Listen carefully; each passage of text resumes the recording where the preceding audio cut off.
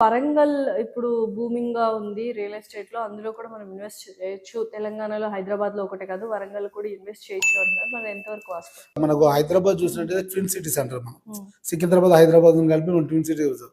అక్కడ పోయేసరికి ఏంటంటే వరంగల్, హనంకొండ, కాజీపేట 3 సిటీస్ కలిసి ఉంటాయి.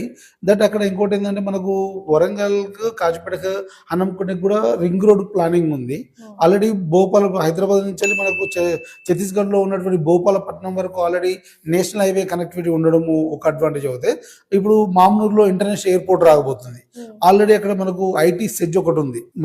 టెక్ మహేంద్ర ఒకటి, cab Gemini something companies 2-3 companies అక్కడ ఎస్టాబ్లిష్ అయ్యాయి. సో కొంత ఎడ్యుకేషన్ హబ్గా హనంకొండ, వరంగల్ చాలా ఫేమస్. రైల్వే జంక్షన్ ఉండడము, దానివల్ల రైల్వే కోచ్ ఫ్యాక్టరీ కూడా రాబోతుంది.